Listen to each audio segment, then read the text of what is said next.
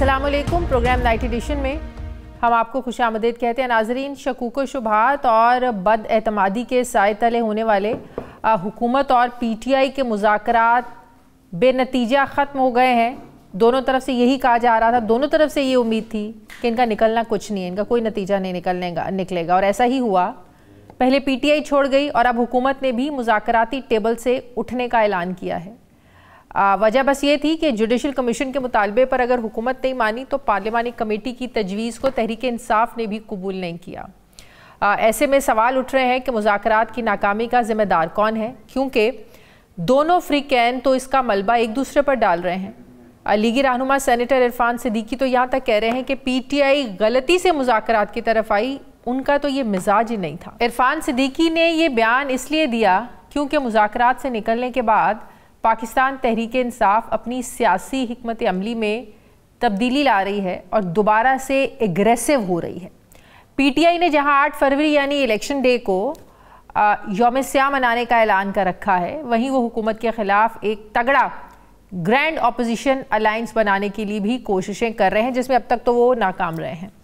लेकिन सवाल ये है कि जैसे इमरान खान हुकूमत के ख़िलाफ़ PDM की शक्ल में अपोजिशन जमातों का इत्तेहाद बना था, क्या वैसा इत्तेहाद बनाने में PTI कामयाब हो सकेगी या नहीं? PTI पिछले 1 साल से मौलाना फजलुर रहमान को अपने साथ मिलाने के लिए कोशिशें कर रही है, लेकिन मौलाना ने अभी तक हामी नहीं भरी है। ऐसा क्यों है कि मौलाना हर मीटिंग में PTI को अपोजिशन अलायंस बनाने की तजवीज़ को न सिर्फ गौर से सुनते हैं बल्कि इत्तफाक भी करते हैं, लेकिन बात आगे नहीं बढ़ती है। ये बात भी एक हकीकत है कि इमरान खान और मौलाना फजलुर रहमान का जो तर्ज़ सियासत है, इसमें बहुत फ़र्क है और यही अपोजिशन का इत्तेहाद बनने में सबसे बड़ी रुकावट भी है, क्योंकि एक तासुर ये भी है कि PTI अचानक कब कौन सा फ़ैसला कर ले और फ़ैसला करके यू टर्न ले ले, कुछ पता ही नहीं चलता। जिसकी ताज़ा तरीन मिसाल मुज़ाकरात हैं कि अपनी ही दी गई डेडलाइन से पहले PTI ने डायलॉग को ख़त्म कर दिया, जिस पर बड़ी तनकीद भी हो रही है PTI पर। दूसरी तरफ PTI एक ऐसे वक्त में दोबारा सड़कों पर निकलने का ऐलान कर रही है, सोच रही है, जब पार्टी के अंदर इख्तलाफात भी हैं, धड़ेबंदियाँ भी हैं। कहा जा रहा है कि वज़ीर आला अली अमीन गंडापुर की जगह सूबाई सदारत पर जुनैद अकबर को इसलिए लाया गया क्योंकि वो हार्ड लाइनर है। पार्टी ओहदा मिलने के बाद हम देख रहे हैं कि जुनैद अकबर भी जारहाना मूड में हमें लग रहे हैं। गुज़श्ता रोज़ उन्होंने अपनी एक स्टेटमेंट दी और कहा कि वो 9 मई के बाद PTI को रुलाने वालों को रुलाएंगे और हुकूमत को टफ टाइम देंगे। सेनेटर फैसल वाडा ये कहते हैं कि जुनैद अकबर चाह कर भी कुछ नहीं कर पाएंगे क्योंकि PTI के अंदर बाकी लोग कॉम्प्रोमाइज़ हैं, वो अकेले कुछ नहीं कर सकते। इन्हें तो अली अमीन की CM शिप भी जो है वो जाती हुई नज़र आ रही है। फैसल वाडा ने यह भी कहा कि हुकूमत और PTI का एक ही टारगेट है कि इमरान खान को अंदर रखा जाए। सवाल ये है कि फैसल वाडा PTI की मौजूदा लीडरशिप पर हमेशा से सवालात उठा रहे हैं। पार्टी इख्तलाफात की ख़बरों के बीचों बीच मुज़ाहमती सियासत करना और अपोजिशन इत्तेहाद बनाना, ये PTI के लिए कितना बड़ा चैलेंज है, या फिर तब्दीली की हवाएं कहीं चलना शुरू हो गई हैं जिसकी वजह से PTI को लगता है कि वो एक बार फिर से ये रास्ता अपना कर घर भेज देगी हुकूमत को। इसी पर मैं बात करूँगी। मुझे ज्वाइन कर रहे हैं तहरीक इंसाफ के रहनुमा नईम हैदर पंचोता साहब। अस्सलाम वालेकुम। बहुत बहुत शुक्रिया नईम हैदर पंचोता साहब आपका।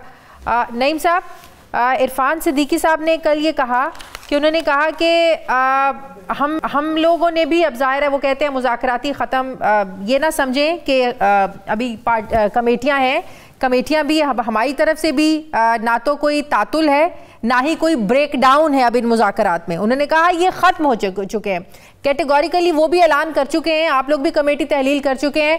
पहले तो एक ऑप्शन थी, प्राइम मिनिस्टर साहब ने भी दोबारा से इनवाइट किया कि आएँ बैठें, पार्लिमानी कमेटी बना लेते हैं। जब आप लोग इधर से नहीं मान रहे तो अब बाकायदा से उधर से भी ऐलान आ गया है कि ये ख़त्म हो चुके हैं। तो अब मुज़ाकरात का तो आपको लगता है कि कोई ऑप्शन नहीं है? बहुत शुक्रिया, बड़ी नवाजिश आपने मौका दिया जी।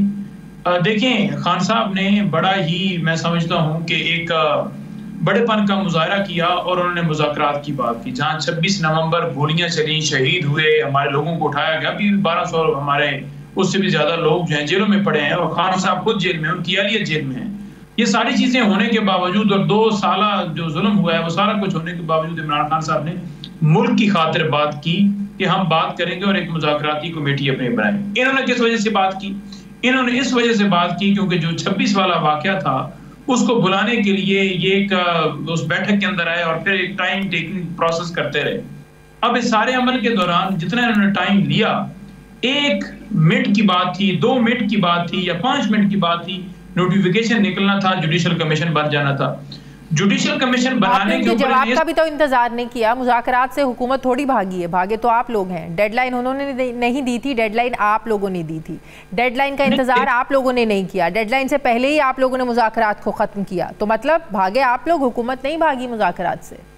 नहीं, आप देखिए ना कि 2 साल में जुल्म किस पर हुआ, जेलों में किसको डाला गया, इलेक्शन जो लूटा गया है, किसका मैंडेट चुराया गया, अवाम का, यानी पीटीआई को जिन्होंने सपोर्ट किया। तो ये सारा अगर प्रोसेस देखें तो जुल्म तो हमारे साथ हुआ। अगर उसके बावजूद बात करने की बात की या एक अनाउंसमेंट भी हो गई थी, अगर ये पॉजिटिव होते तो ये उसमें जाते नहीं कि लिख के दें। क्या इन्हें नहीं पता कि कितने लोग इन्होंने गिरफ्तार किए हुए हैं?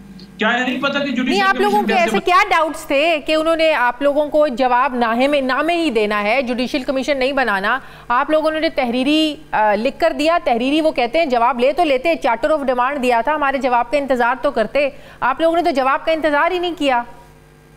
देखें, ये एक ड्रामे, सिर्फ और सिर्फ एक डिले टैक्टिक्स, और उसके अंदर अगर आपको वाज़ेह नीयत इनकी नजर आती हो ना, तो पहले दिन से ये कहते थे कि इमरान खान जनरल फैज की गिरफ्तारी से डर गया है, इस वजह से मुज़ाकरात पे है। कुछ ने बयान दिए कि जनाब आपके मामलात अदालतों में पेंडिंग है, कुछ ने बयान दिए कि इमरान खान NRO 2 मांग रहे हैं। एक स्टेटमेंट इनकी दिखा दें कि इन्होंने इस हवाले से कोई पॉजिटिव जेस्चर दिया हो कि हम कमीशन बनाएंगे। इन्होंने एक जगह पर ये नहीं कहा, और हम 10 साल बैठे रहे कि मुज़ाकरात के लिए हमारी जो बैठक हो रही है। और वैसे माजरत के साथ उम्मीद तो आप लोगों को भी यही थी कि निकलना कुछ नहीं है, फॉर्मेलिटी तो आप लोग भी पूरा कर रहे थे। दोनों तरफ बदएतमादी थी, दोनों तरफ लगता था कि इनका नतीजा कोई नहीं निकलना। ये बहुत बड़ी पेशरफ्त थी कि इमरान खान इस बात के ऊपर आए कि उन लोगों के साथ बैठे जिन्होंने अवाम का मैंडेट चोरी किया, जिन्होंने मुल्क की हमेशा डाक मार, और हमेशा इनका काम ये रहा कि लूट मार की, पैसा बनाया, जायदादें बनाई, एमफिल अपार्टमेंट्स बनाए, दुबई लीज के अंदर इनके नाम जो आपकी है वो क्या था, गंदम स्कैंडल के अंदर इनका नाम। तो इनकी तो बेशुमार ऐसी चीजें हैं। लेकिन आप लोगों का भी मिजाज देखें, आप लोगों का भी तर्ज सियासत देखें, मुज़ाकरात तो आप लोगों का मिजाज ही नहीं है। वो बात इरफान सिद्दीकी साहब ने भी की, जब आप लोग हुकूमत में थे तब भी खान साहब किसी से तो हाथ मिलाना पसंद ही नहीं करते थे। ऑपोजिशन को तो ऐसी वो समझते नहीं थे, कुछ किसी से भी हाथ नहीं मिलाते थे, किसी से बात नहीं करते थे। तो अभी भी आप लोगों पर यही तनकीद है कि आप लोगों का तो मिजाज ही ये है कि आप लोग सड़कें बंद करें, रास्ते बंद करें, धौंस और धमकियों से आप लोग अपने मुतालिबात बनवाने वाले हैं। ये तो कहते हैं ना, अपनी नेचर के अगेंस्ट जाके कोई काम करना। तो ये आप लोगों ने अपनी नेचर के अगेंस्ट जाकर काम किया, तो वो कामयाब नहीं हुए आप लोग। नहीं, ऐसी बात नहीं है, ये बिल्कुल गलत एक तासर दिया जाता है कि ये सिर्फ और सिर्फ एहतजाज का रास्ता क्या है। एहतजाज क्यों किया जा रहा है, किस वजह से एहतजाज किया जा रहा है? कि अवाम का आपने मैंडेट लूटा है, आपने गोलियां चलाई हैं, आप लूट मार कर रहे हैं। हमारे पास एक जमहूरियत के अंदर, एक सियासत के अंदर एक क्या तरीकाकार होता है? अदालती सिस्टम होता है या फिर आपका पॉलिटिकल होता है? क्या आप सड़कों पर निकलें? अदालती सिस्टम को 26वीं तरमीम के बाद खत्म कर दिए, आपके पास रास्ता था सड़कों पर आने वाला। सड़कों पर आए तो आपने सीधी गोलियां चला दी।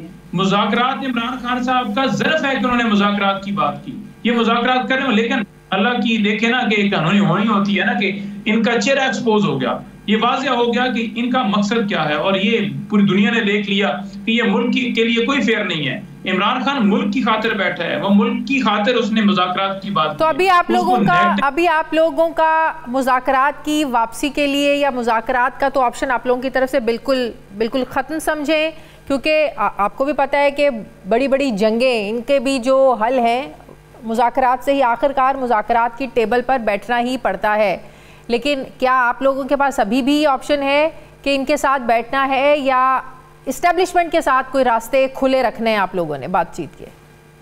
देखिए, एस्टेब्लिशमेंट की आशीर्वाद से ये हमारे साथ बैठे थे, अदरवाइज तो ये नाश्ता भी नहीं करते एस्टेब्लिशमेंट में किसी के। दूसरी बात ये है कि हमने, तो इसका मतलब है एस्टेब्लिशमेंट की मर्जी थी, जो आप लोग कह रहे हैं कि लोग तो कुछ कर नहीं सकते थे, इसका मतलब एस्टेब्लिशमेंट की ही, अगर उनकी मर्जी से बैठे तो खत्म भी फिर उनकी मर्जी से किए।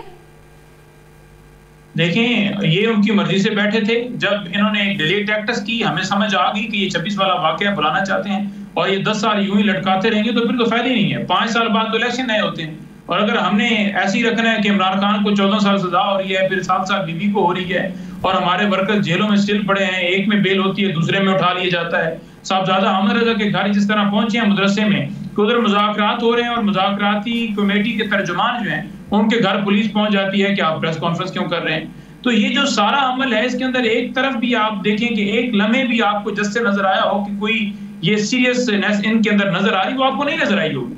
लेकिन हमारी तरफ से आप देख लें कि हमने 14 साल सजा के बावजूद इमरान खान साहब ने कहा कि नहीं मुज़ाकरात हम जारी रखेंगे, हम मुज़ाकरात खत्म नहीं करेंगे। जब आपके पास ऑप्शन ही खत्म हो गए तो फिर डेफिनेटली इसका इंतजार तो 100 साल तो करना नहीं है ना। फिर तो क्या सड़कों पर आने से क्या हल निकलेगा? एहतजाज करके देख लिए, नतीजा क्या निकला? 9 मई निकला। एहतजाज करके देख लिए, नतीजा क्या निकला? 26 नवंबर को जो कुछ हुआ। तो इतनी एग्जाम्पल्स हैं। आज तक आप लोगों के जो लोग हैं वो जेलों में हैं, जिन्हें आप कहते हैं कि वो गलत हैं जेलों में। तो अब की बार अगर एहतजाज करेंगे, सड़कों पर निकलेंगे, तो कोई नतीजा कोई मुख्तलिफ तो नहीं होगा? देखें, जंग के अंदर अगर आप कलमा हक बुलंद करते हैं ना, तो आपका डट जाना, खड़े होना ही आपकी जीत होती है। और जब तक आप गिव अप नहीं करते तो आप मुसलसल उस जंग के अंदर जीत की तरफ बढ़ रहे होते हैं। आप देखिए फलस्तीन में जो जुल्म हो रहा है, इसराइल कर रहा है, आगे से वो लेट जाएं और कह दें कि ठीक है आप आके कब्जा कर लें और हम सरेंडर करते हैं तो बात खत्म हो जाएगी। लेकिन वो शहीद हो रहे हैं, उनके ऊपर जुल्म किया जा रहा है, उसके बावजूद वो डटे हुए हैं। हम बिल्कुल डटे हुए हैं, हमारा कप्तान डटा हुआ है और हम इस जंग को जारी रखेंगे। अब 8 फरवरी एहतजाज की कॉल हुई, आज से एक बंदे ने पूछा जिस तरह तहरीके इंसाफ की हुकूमत के खिलाफ पीडीएम एक स्ट्रॉन्ग एक अलायंस बना, इवन के जो आप लोगों के तहादी थे उन्होंने भी अदम एतमाद में वोट दिया। मैं बात कर रही हूँ एमक्यूएम की, वो भी आप लोगों के अगेंस्ट गए, तो बात बनी ना, तो इमरान खान की हुकूमत को घर भेजा गया ना, एक स्ट्रॉन्ग अलायंस बना। ख्वाहिश आप लोगों की भी पहले दिन से कि इस हुकूमत को घर भेजा जाए। बात आप भी करते हैं ग्रैंड ऑपोजिशन अलायंस की, क्या वजह कि कोई आपके साथ चलने को तैयार नहीं है? देखिए, हम जिस तरह जीन चेंज ऑपरेशन किया गया, इमरान खान साहब को एक गैर आईनी तरीके से एक हुकूमत जो है उसको हटाया गया, इमरान खान को हटाया गया, उसके अंदर मंडियां लगी। हमें तो अवाम ने वोट दिया है, उस वोट के ऊपर डाका डाला गया। फार्म 45 नवाज शरीफ को कह दें या शहबाज को कह दें लेकर आ जाए, फिर आप कहें जी कि हम भी चाहते हैं उसी तरीके के। हम तो कहते हैं कि जमहूरी रास्ते से हम इलेक्शन क्यों मांग रहे थे? इलेक्शन में डिले किसने किया? आज स्टेटमेंट उठा लेना, जो मैं पीछे बात कर रहा था, आपने फिर सवाल किया, वो कह रहा है जी कि ये हम इनको रोकेंगे 8 फरवरी को, अगर फिर भी ये निकलेंगे हम वही तरीका करेंगे जो इससे पहले किया, यानी हम तशद्दुद करेंगे, लोगों के घरों में छापे मारेंगे, चादर चारदीवारी का तकद्दुस पामाल करेंगे, लोगों की बहनों को उठाएंगे, माओं को उठाएंगे और जेलों में डालेंगे। यानी पाकिस्तान में एहतजाज करना जुर्म बन चुका है। पीका लॉ क्यों लाया जा रहा है? इस वजह से लाया जा रहा है कि आवाज बंद की जाए। एक जब आपने जुर्म किया होता है ना, छुपाने के लिए फिर आपको 100 जुर्म करने पड़ते हैं। इनका सिर्फ फोकस यह है कि पाकिस्तान तरीके इंसाफ को खत्म किया जाए। वो जो एक चोरी की गई है या एक पीटीआई को दबाने की कोशिश की गई है, जो इलेक्शन फ्रॉड किया गया है, उसको किसी तरह से वो इलेक्शन फ्रॉड खुले नहीं, वो दबा रहे। लेकिन ऐसा हो नहीं सकता। हम आवाज बुलंद करेंगे, हम एहतजाज भी करेंगे, हम जितनी इंटरनेशनल ऑर्गेनाइजेशंस हैं ह्यूमन राइट्स के हवाले से हम उधर भी रजू करेंगे। अच्छा पंजोता साहब, चूंकि आप एक वकील हैं, इस्लामाबाद हाई कोर्ट के जजेस ने जो चीफ जस्टिस को खत लिखा है, जो दूसरे सूबों से जजेस को लाने का प्लान हो रहा है, इस पर आप लोगों की क्या राय है? इसके पीछे क्या स्ट्रैटेजी है? जबकि इस्लामाबाद हाई कोर्ट के जजेस कह रहे हैं कि आप सीनियरिटी की बुनियाद पर यहीं से जजेस लें, उस सीनियरिटी की बेसिस पर आप लगाएं, आप दूसरे सूबों से क्यों लेकर आ रहे हैं? ये तो आइन के अगेंस्ट आप लोग काम करने जा रहे हैं। तो इस पर आप लोगों की क्या राय है, क्यों ये हुकूमत करना चाह रही है? अच्छा, 26वीं तरमीम का मकसद ही सिर्फ ये था कि जो जमहूरियत है, जो रूल ऑफ लॉ है, जो उनके अंदर ह्यूमन राइट्स की वायलेशंस हैं, वो जारी रहें, जमहूरियत पर हमला जारी रहे और जो रूल ऑफ लॉ है वो ना रहे। तो उसके लिए उस तनाज़ुर के अंदर ये 26वीं तरमीम लाई गई थी कि जुडिशरी के जरिए, यानी अगर किसी बंदे के ऊपर गलत मुकदमा बनाया गया है तो फिर अदलिया जो है उसके अंदर रोल अदा करती है, उसे इंसाफ देती है। वहां जजेस की तरफ कर दी जाए कि पाकिस्तान में किसी को इंसाफ ही ना मिले। और वो जजेस अपॉइंट कौन करेगा? हुकूमत करेगी, यानी पीपल्स पार्टी, नून लीग और उनके इत्तेहादी जो है। अब आप इस्लामाबाद हाई कोर्ट की मिसाल ले लें, यहाँ पर ये बाहर से जज को लेकर आ रहे हैं कि उसको चीफ जस्टिस बना। पहले वाले जज क्या गलत काम कर रहे हैं? सिर्फ उन्होंने लेटर लिख दिया है कि हमारे काम में मुदाखलत ना करें, हरास ना, वो खुल के बोल रहे हैं। आप देख लें कि 10 जजेस की तैनाती की गई है आज पेशावर उधर हाई कोर्ट में, तो उसमें नून लीग और पीपल्स पार्टी की राय से जो जजेस होने थे वही नाम फाइनल हुए हैं।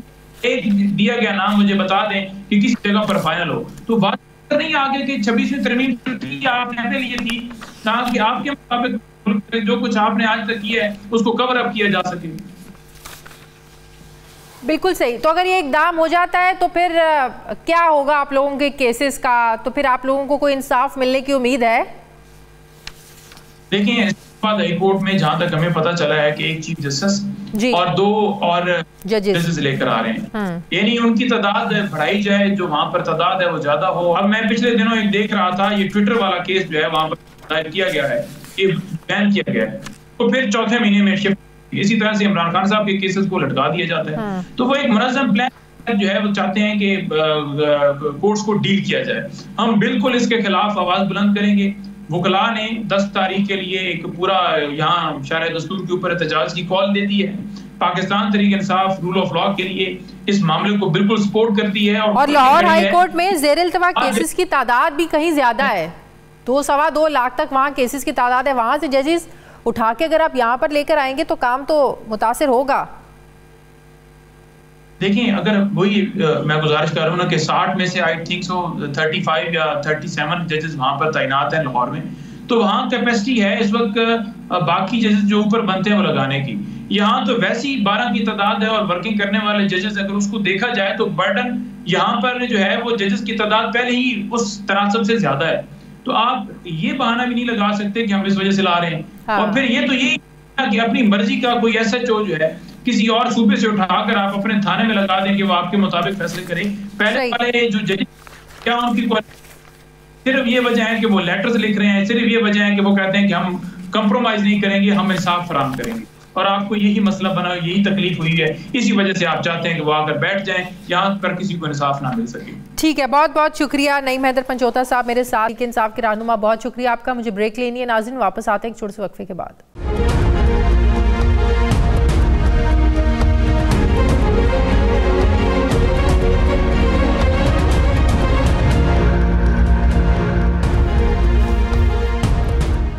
ब्रेक के बाद एक बार फिर से आपको खुशामदीद कहते हैं नाजरीन। इस वक्त पाकिस्तान की मौजूदा ज़रूरत मुआशी बदहाली से निकलना है, और ये भी हकीकत है कि मुआशी बेहतरी का राज सियासी इस्तेहकाम में है। सियासी स्टेबिलिटी होनी चाहिए। ऐसे में मुल्क को ट्रैक पर वापस लाने का वाहिद और अवलीन हल एक ही है, और वो है कि सब सियासी जमातें बैठकर मिलकर बातचीत करें, मसाइल का हल निकालें, यानी कि डायलॉग्स करें। लेकिन फिर बदतरीन पॉलिटिकल पोलराइजेशन के खात्मे के अमल में वही हुआ जिसका डर था। हुकूमत और PTI के दरमियान मुज़ाकरात डेडलॉक लगने के बाद अब मुकम्मल ख़त्म हो गए हैं। जुडिशल कमीशन ना बनाने पर 28 जनवरी की डेडलाइन से पहले तहरीक इंसाफ मुज़ाकराती कमेटी से अमल से बाहर निकली, बल्कि अपनी मुज़ाकराती कमेटी को तहलील किया, ख़त्म किया। फिर वज़ीर आज़म शहबाज शरीफ ने जुडिशल कमीशन की जगह पार्लिमानी कमेटी बनाकर दोबारा से बातचीत शुरू करने की ऑफ़र की, लेकिन PTI नहीं मानी। तो अब हुकूमत ने भी मुज़ाकरात को ख़त्म करने का ऐलान कर दिया है, और इसकी तस्दीक की है सेनेटर इरफान सिद्दीकी साहब ने कि डायलॉग का सिलसिला अब ख़त्म हो चुका है। कोई ब्रेक डाउन नहीं है, कोई तातुल का शिकार नहीं है, मुकम्मल ख़त्म हो चुका है। ऐसे में सवाल उठता है कि मुज़ाकरात ख़त्म होने के बाद अगला सियासी मंजरनामा क्या होगा? क्या मुल्क ऐसे ही चलता रहेगा जैसे चल रहा है? क्या अब दोबारा फिर वही सब कुछ होगा जो पिछले 3 सालों से इस मुल्क में हो रहा है? आए दिन एहतजाज, जलसे, सड़कें ब्लॉक होना, धरने होना, लॉन्ग मार्च की धमकियाँ, क्या ऐसे ही आगे सब कुछ चलेगा और हुकूमत भी अपनी पूरी ताकत इस्तेमाल करेगी? 9 मई को जो कुछ हुआ, 26 नवंबर को जो कुछ हुआ, फिर सियासी मुखालिफिन के घरों पर छापे, गिरफ्तारियाँ, ये सिलसिला कब तक चलेगा? क्योंकि मुज़ाकरात से निकलने के बाद PTI ने जहां सिविल नाफरमानी की तहरीक चलाने का वो इरादा रखती है, वहीं पर जाहिर है वो सड़कों पर आने का ऐलान तो पहले ही कर चुके हैं। तो ऐसे में नई जारहाना सियासी इनिंग्स में PTI ने 8 फरवरी को मुल्क गिर यौम स्याह मनाने का भी ऐलान किया है। वज़ीर आला KP के अली अमीन गंडापुर की जगह पार्टी के नए सूबाई सदर जुनैद अकबर तो काफ़ी एग्रेसिव मूड में लग रहे हैं। नाज़रीन, ये हकीकत है कि तहरीक इंसाफ के साथ ऑन रिकॉर्ड और ऑफ द रिकॉर्ड मुज़ाकरात की खबरें तो गर्म रहती हैं। ऑन रिकॉर्ड मुज़ाकरात तो ख़त्म हो गए हैं, तो नज़रें ऑफ रिकॉर्ड मुज़ाकरात की तरफ लग गई हैं, जिनकी जाहिर है कोई दोनों तरफ से कोई तस्दीक और तरदीद नहीं है, लेकिन बाज़गश ज़रूर है और हुकूमत जो है वो इस हवाले से यही हमेशा कहती रही है कि ये इस्टेब्लिशमेंट से ही बातचीत हमेशा करना चाहते हैं। तहरीक इंसाफ तमाम तर हुकूमती और रियासती सख्तियों के बावजूद अवाम में अपनी जड़ें मजबूत रखती है, बल्कि दावा करती है कि ये सारे का सारा मैंडेट ही उनका है। तहरीक इंसाफ तो अपने ऊपर लगे सबसे बड़े जराइम जैसे 9 मई और 26 नवंबर को भी तहकीकात में ले जाना चाहती है, यानी पूरा एतमाद है कि वो कसूरवार नहीं है। ऐसे में दूसरे स्टेक होल्डर्स के पास तहरीक इंसाफ को देने के लिए बचता क्या है? क्या कुछ ले देकर कोई बात बन सकती है, कुछ हो सकता है? राना एहसान अफजल साहब वज़ीर-ए-आज़म के कोऑर्डिनेटर मुझे ज्वाइन कर रहे हैं। अस्सलाम वालेकुम, बहुत बहुत शुक्रिया राना साहब आपका। राना साहब, दोनों तरफ से मुज़ाकरात ख़त्म हो गए हैं। प्राइम मिनिस्टर ने तहरीक इंसाफ के इनकार के बाद एक बार फिर से ऑफ़र की कि पार्लिमानी कमेटी बन जाए, लेकिन आप हमें ये बताएं कि पार्लिमानी कमेटी क्या कर सकती है? वो तो बात कर रहे थे कि जो 9 मई को हुआ, जो 26 नवंबर को हुआ, उस बारे में सारी इन्वेस्टिगेशन हो, लेकिन पार्लिमानी कमेटी के इख्तियार में क्या है? क्या वो सजाएं दे सकते हैं? क्या वो तयन कर सकते हैं कि किसका जुर्म है, किसने जुर्म किया है, कौन कसूरवार है, या किसी को सजा हुई है तो वो कहें कि इसको गलत सजा? उनके हाथ में कोई फैसला करने का तो इख्तियार नहीं है। ये काम तो सारे अदालतों के हैं, जिसकी वजह से तहरीक इंसाफ कह रही थी कि आप जुडिशल कमीशन बनाएं, आप सीनियर जजेस कमीशन पर लगाएं। तो पार्लिमानी कमेटी क्यों हुकूमत बसित थी कि पार्लिमानी कमेटी कर ले सब कुछ, जबकि पार्लिमानी कमेटी तो फैसले नहीं कर सकती, सजाएं नहीं दे सकती? बिस्मिल्लाहिर्रहमानिर्रहीम। देखिए, सजाएं तो जुडिशल कमीशन भी नहीं दे सकता। वो भी एक इंक्वायरी रिपोर्ट होती है जो शवाहिद के ऊपर बेस करती है। देखें, जो हमारी जो निज़ाम हुकूमत है वो पार्लियामेंट्री डेमोक्रेसी है, और पार्लियामेंट्री डेमोक्रेसी जो है वो सेंटर ऑफ पावर या सेंटर ऑफ ग्रेविटी बनती है हमारे निज़ाम में। तो उसमें अगर हुकूमत और अपोजिशन के लोग मिलके बैठ के अपने मसाइल का हल निकालते हैं तो उससे ना सिर्फ पार्लियामेंट की तौकीर बढ़ती है, बल्कि आपकी जमहूरियत जो है वो स्ट्रेंथन होती है। और इससे ये पता लगता है कि जो सियासतदान हैं वो बगैर किसी तीसरे कुव्वत के ऊपर इन्हिसार किए अपने मसाइल हल कर सकते हैं। नहीं तो 9 मई और 26 नवंबर की तहकीकात करवाने के लिए फिर आप लोगों को फिर नई कमेटीज बनानी पड़ती, इदारों से लोग लेने पड़ते। कैसे आप इन्वेस्टिगेट, पार्लियामानी कमेटी, सियासतदान कैसे इन्वेस्टिगेशन करते? देखिए, ये तो एक टोपी ड्रामा है ना कि जी तहकीक कौन करेगा, इन्वेस्टिगेट कौन करेगा। दुनिया में क्या होता है, अगर कोई किसी से कोई हादसा हो जाए या कोई इंसिडेंट हो जाए या कोई मसला बन जाए तो क्या होता है, पुलिस अपनी कार्रवाई करती है, रपट करती है और फिर वो अदालतों में मामला चले जाते हैं। तो यहाँ भी यही हो रहा है ना। अब ये कहना कि उसके ऊपर आप एक जुडिशल कमीशन बना दें और वो जो है वो सच का तयन करेगी, तो सच का तयन दुनिया भर में अदालतों के जरिए होता है, तो वो तो हो रहा है। तो ये मौक़िफ़ ही बोगस है। तो जुडिशल कमीशन बनाने से खौफ क्या था? अगर हुकूमत बात कहते हैं ना कि दामन साफ हो तो आप कोई भी स्टेप लें, आप कहें ठीक है खड़े हैं आप लोग, जो मर्जी बनवा लें। ये तो एक बोगस प्रोपेगेंडा है कि जी तहकीकात कौन करेगा। हो रही है अदालतों में, एविडेंस के ऊपर ही फैसले होते हैं ना। अदालतों में जो है वो ख्वाब के ऊपर या अपनी चाहतों के ऊपर या ख्वाहिशात के ऊपर तो नहीं फैसले होते। तो दुनिया का जो एक जुडिशल का जो निज़ाम है, जो लॉ एनफोर्समेंट, उसके मुताबिक 9 मई के फैसले हो रहे हैं, उसके मुताबिक जो है 26 नवंबर के हादसे की तहकीक की जा रही है। तो ये तो एक एक्स्ट्रा डिमांड थी ना, और उसके ऊपर वो वॉकआउट कर गए, वो नहीं बैठे। उसके बाद हमने कहा कि आप पार्लियामेंट में आ जाए, वो वहां भी नहीं आए। तो there is no more option, कोई ऑप्शन नहीं है।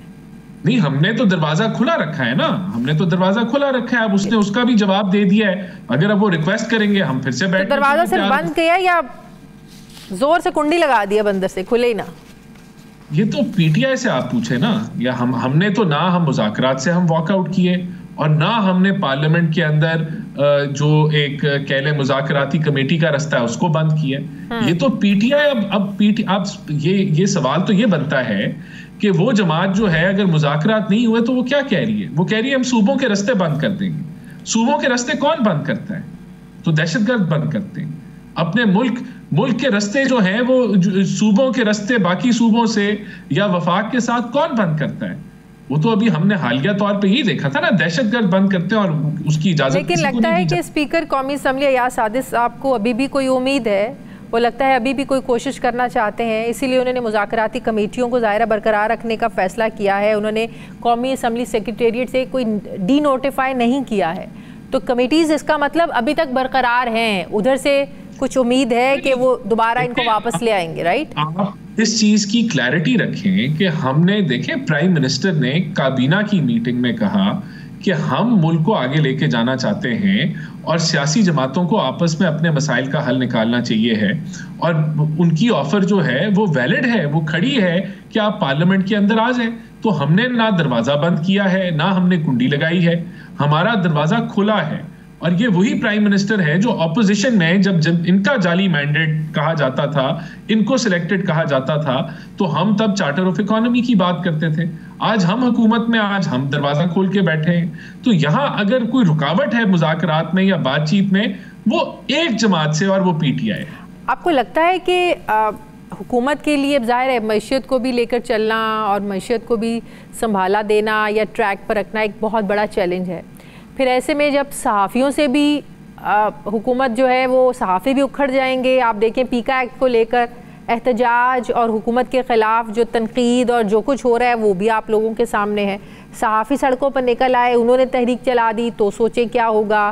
फिर उधर से तहरीक इंसाफ जो है वो भी 8 फरवरी को यौम सियाह उन्होंने मनाना है। मुज़ाकरात की नाकामी की सूरत में वो लोग फिर से, जैसे आप भी बात कर रहे हैं, वो कह रहे हैं हम सूबे बंद कर देंगे फ़लाँ और ये सब कुछ दोबारा से। तो हुकूमत के लिए मुश्किल नहीं हो जाएगा इतने महाजों को संभालना, लेकर चलना? कैसे आप लोग करेंगे? देखिए, सबसे पहले ये जो मिथ है कि पॉलिटिकल स्टेबिलिटी के बगैर इकोनॉमिक स्टेबिलिटी नहीं आती। देखें, जो पीटीआई का 4 साल का दौरे हुकूमत था उसमें हमने कोई पॉलिटिकल इंस्टेबिलिटी नहीं बनाई, लेकिन पीटीआई इकोनॉमिकली परफॉर्म नहीं कर सकी।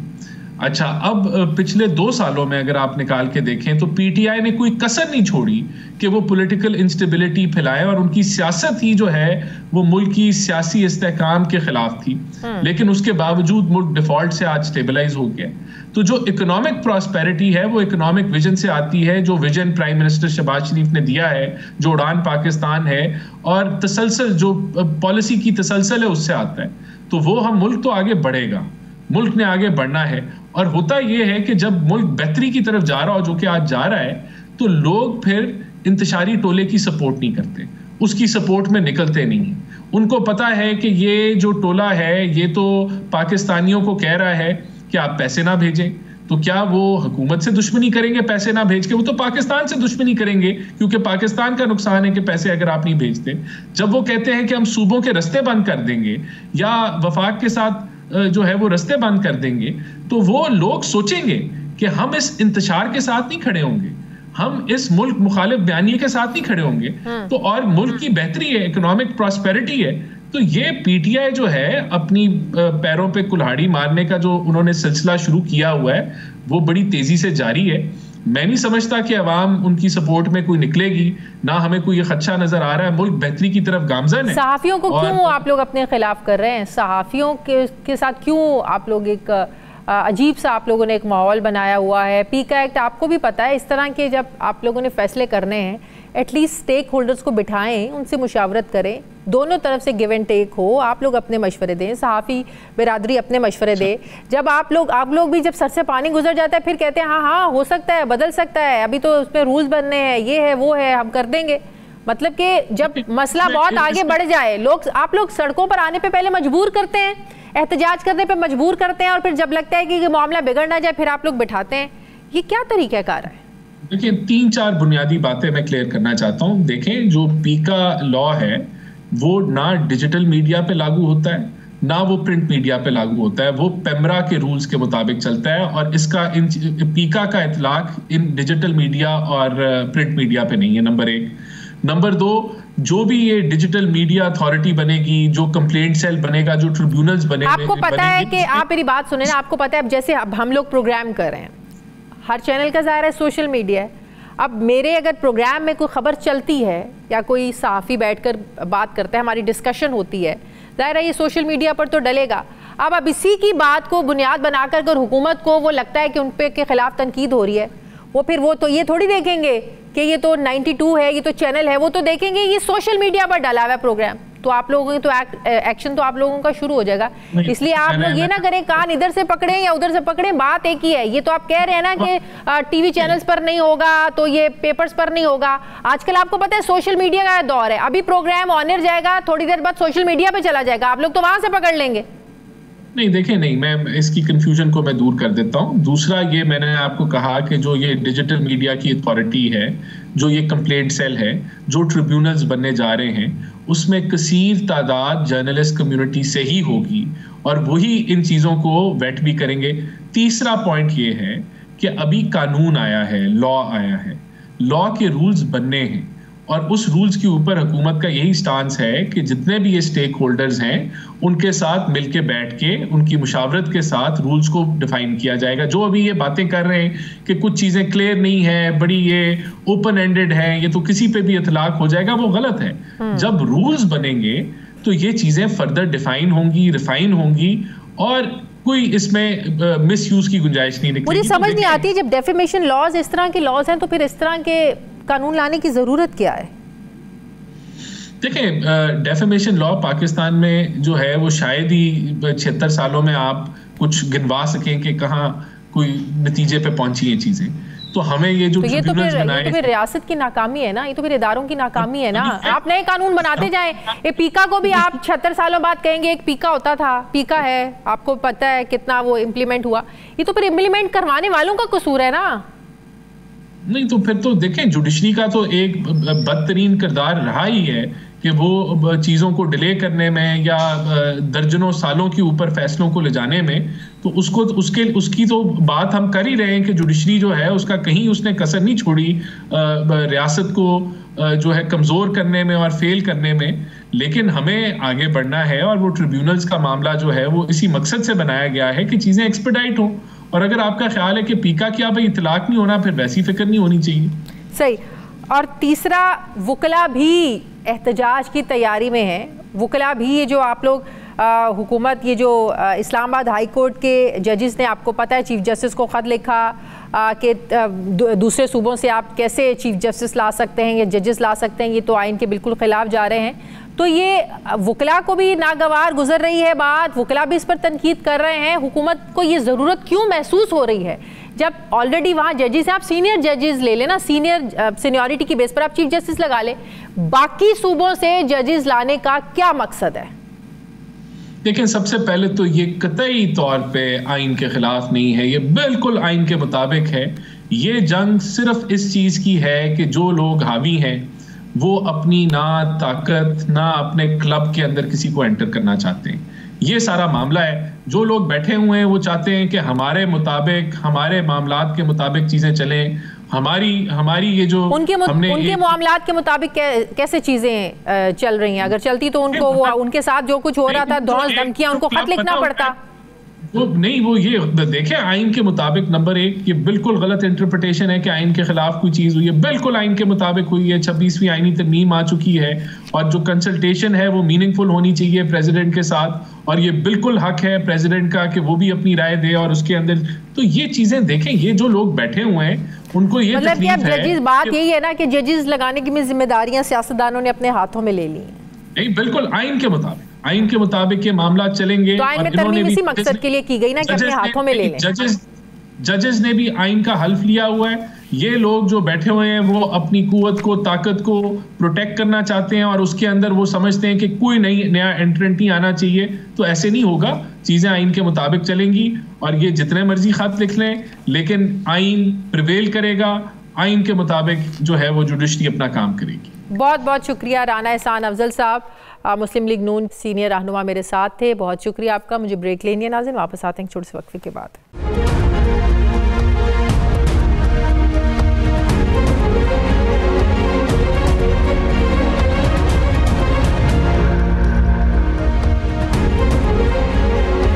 ब्रेक के बाद एक बार फिर से आपको खुशामदीद कहते हैं नाजरीन। एक बार फिर जजेस की तकर्रुरी और इख्तियारात को लेकर आला अदलिया में तकसीम नज़र आ रही है। सुप्रीम कोर्ट के बाद इस्लामाबाद हाई कोर्ट के जजेस के ख़त भी अब सामने आ रहे हैं।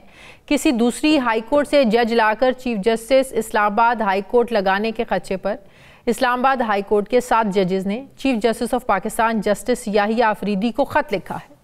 जजेस ने अपने ख़त में सवाल उठाया है कि इस्लामाबाद हाई कोर्ट की तरफ से जारी जजेस की सीनियरिटी कैसे तब्दील हो सकती है। अगर किसी जज को लाहौर हाई कोर्ट से इस्लामाबाद हाई कोर्ट में लगाया जाता है तो वो आइन के मुताबिक चीफ जस्टिस नहीं बन सकता। जज का हलफ उस हाई कोर्ट के लिए होता है जिसमें वो काम शुरू करेगा। ट्रांसफ़र होने वाले जज को आइन के आर्टिकल 194 के तहत इस्लामाबाद हाई कोर्ट में काम शुरू करने से पहले नया हल्फ उठाना पड़ेगा। ट्रांसफ़र होने वाले जज की सीनियरिटी उस नए हल्फ के मुताबिक होगी। तो सवाल ये है कि क्या एक जज को दूसरी हाई कोर्ट में ट्रांसफ़र होने के बाद दोबारा हल्फ लेना होता है? सीनियरिटी का तयन कैसे और कब से होगा? जजेस ने अपने ख़त में यह भी मुतालबा किया है कि इस्लामाबाद हाई कोर्ट के 3 सीनियर जजेस में से ही किसी एक को चीफ जस्टिस बनाया जाए। चीफ जस्टिस बनाने के लिए जजेस के ऐसे तबादलों की इजाज़त दी गई तो आइन और अदलिया की आज़ादी के लिए ये तबाकुन होगा, ये डिज़ास्टर होगा।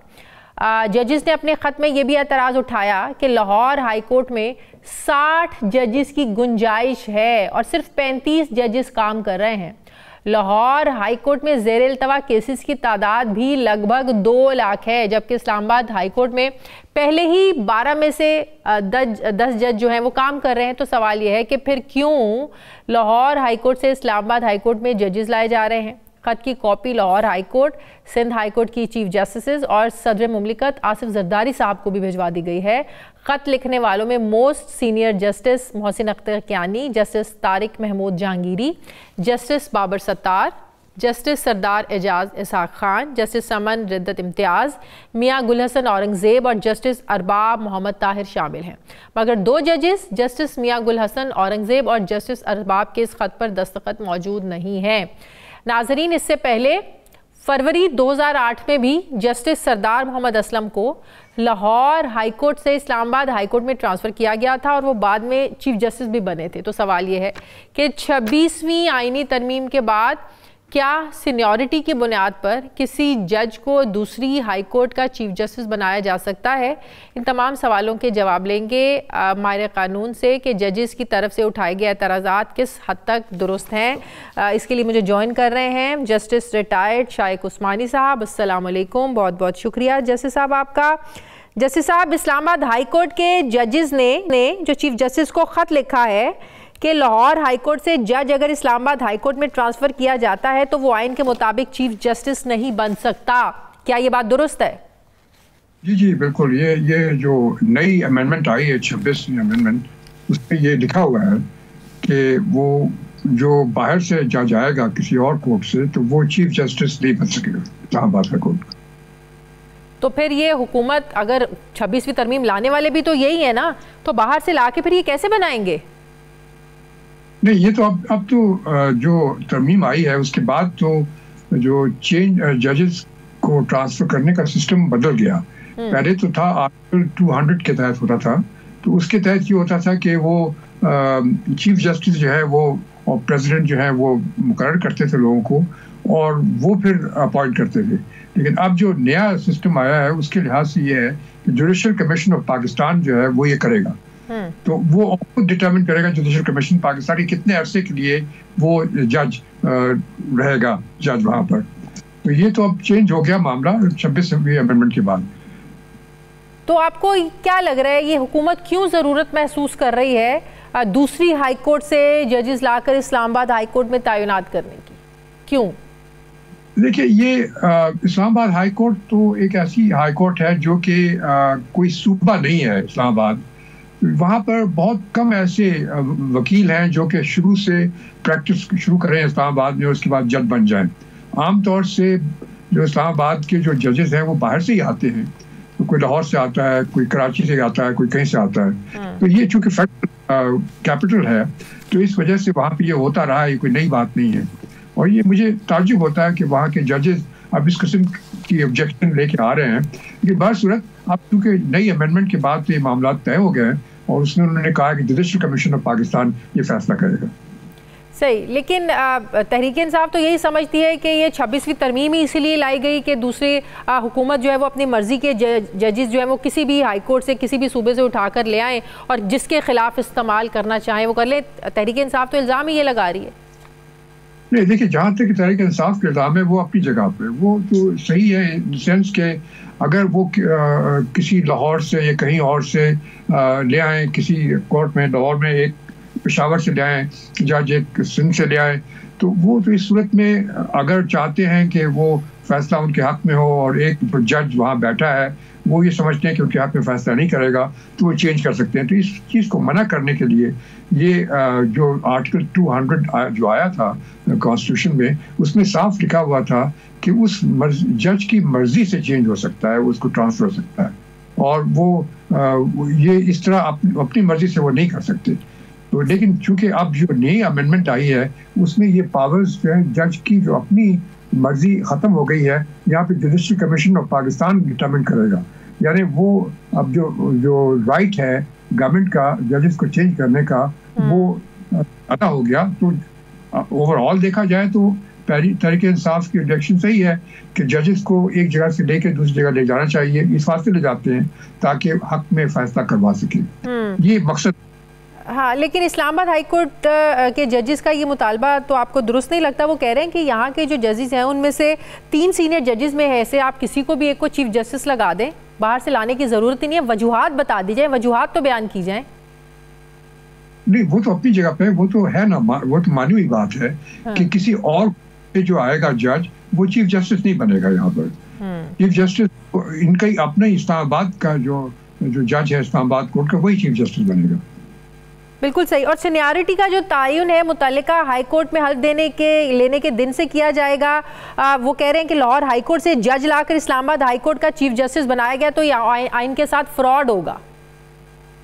जी, ये तो यकीनन अगर वो ऐसा करेंगे तो वो गलत है, क्योंकि आइन अब जो अमेंडमेंट आई है उसके बाद वो नहीं कर सकते।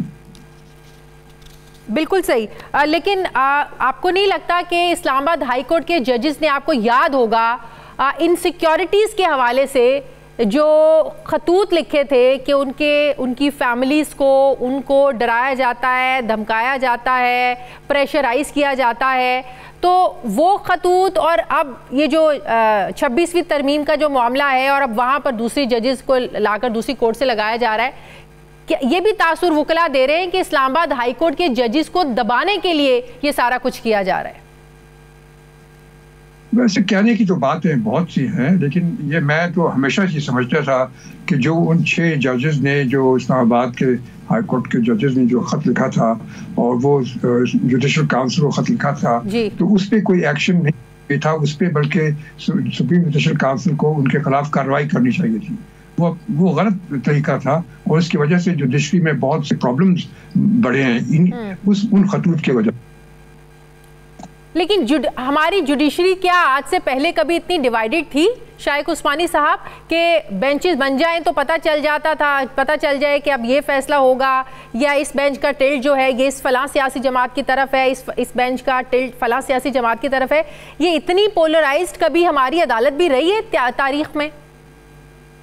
नहीं जी, नहीं, पहले ऐसी कभी नहीं होती थी बात। ये असल में हुआ ये है कि चूंकि अब सोशल मीडिया जो आ गया है, जिसकी वजह से मिनट की खबरें आ रही हैं, मिनट पे पता चल रहा है कि कौन क्या कर रहा है, तो इससे जजेस की जो पॉलिटिकल लीनिंग्स हैं वो सामने आ जाती हैं। तो पहले तो जजेस जो को पता ही नहीं था कि क्या हो रहा था। अब मुझे याद है कि जब हम जज होते थे तो हमने तो कभी खबरें भी नहीं सुनी थी टीवी पे, और बल्कि अखबार भी नहीं पढ़ते थे कि कहीं हम पे असर ना हो जाए, क्योंकि मीडिया इतना कवरेज नहीं था। लेकिन अब क्योंकि सोशल मीडिया आ गया है, घरों में बातें होती हैं, बच्चे बात करते हैं, फैमिली बातें करती हैं, तो इस वजह से जजेस का पॉलिटिकल लीनिंग जो है वो सामने आ गई है और उसकी वजह से आप देख रहे हैं कि सब प्रॉब्लम्स हो रहे हैं। 26वीं तरमीम के बाद आप समझते हैं कि अदलिया का हुलिया बिगड़ा है? 26वीं तरमीम में कुछ बातें अच्छी भी हैं और कुछ खराब भी हैं, ये तो यकीनी बात है। ख़ास तौर से जो सुप्रीम कोर्ट में जो चेंजेस किए हैं, उन्होंने चीफ जस्टिस ऑफ पाकिस्तान का ख़त्म कर दिया, उन्होंने अब chief justice of supreme court हो गया, यानी 2 चीफ जस्टिस बन गए, एक कॉन्स्टिट्यूशनल कोर्ट का, एक दूसरी कोर्ट का। इसकी वजह से जो आजकल जो प्रॉब्लम्स हो रहे हैं ये तो हम देख रहे हैं, हर रोज़ प्रॉब्लम्स होते हैं उसमें। वो एक बेंच कहती है कि हमारा काम नहीं है, दूसरी बेंच कहती है हमारा काम नहीं है, तो इससे और मुसीबतें पड़ रही हैं। तो और दूसरी ये बात कि पहले चीफ जस्टिस जो है सीनियर मोस्ट जज होता था, अब ये नहीं, अब उन्होंने कह दिया कि 3 कमेटी बनेगी, वो कमेटी डिसाइड करेगी कौन चीफ जस्टिस बनेगा। इसकी वजह से यकीनन तफरकात पैदा होंगे और दिल आज़री और वो वसवसे होंगे लोगों के दिल में, और लोगों को ये पता समझ आएगा कि हमें इस वास्ते नहीं बनाया चूँकि हम शायद गवर्नमेंट के फेवर में नहीं है। 26वीं आईनी तरमीम के खिलाफ आपको भी पता है जो सुप्रीम कोर्ट में इसके खिलाफ दरख्वास्त दायर कर दी है तहरीक इंसाफ ने, आपको लगता है ये सारा मामला रिवर्स भी हो सकता है? वो तो देखने की बात है, क्योंकि अगर फुल कोर्ट बनेगी तो हो सकता है, पॉसिबिलिटी है, लेकिन क्योंकि वो पूरी जो नॉर्मल तरीका था कॉन्स्टिट्यूशनल अमेंडमेंट का, वो तरीका पूरा हुआ था और 2/3 मेजॉरिटी से अप्रूव हुई थी, तो अमेंडमेंट तो आ गई अपनी जगह पर। और आपको मालूम है कि अमेंडमेंट को चैलेंज करना इतना मुश्किल काम नहीं होता, क्योंकि आपको दिखाना होता है कि बेसिक स्ट्रक्चर कॉन्स्टिट्यूशन का चेंज किया गया है। उस सूरत में वो बर्खास्त हो सकती है, वरना नहीं बर्खास्त हो सकती। सही।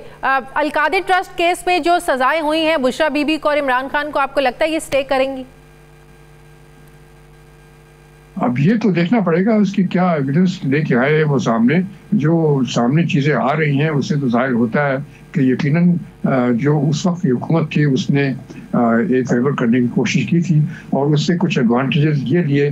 जो एडवांटेजेस लिए वो यकीनन वो ट्रस्ट बनाया गया और तालीम और तरबियत के लिए उससे अपनी जगह पर। लेकिन अगर वो जो शुरू में अगर वो हालात सही नहीं थे, शुरू में अगर जो ये ट्रांसफर किया गया पैसा वो सही नहीं किया गया, तो उसके बाद अगर आप चैरिटेबल काम आ देते तो उससे कोई फर्क नहीं पड़ता। ठीक है, बहुत शुक्रिया जस्टिस रिटायर्ड शाइक उस्मानी साहब मेरे साथ थे। बहुत शुक्रिया। प्रोग्राम का वक्त खत्म हो गया। नाजरीन फीडबैक दें, अपना ख्याल रखें, मुझे इजाज़त दें। अल्लाह हाफ़िज़।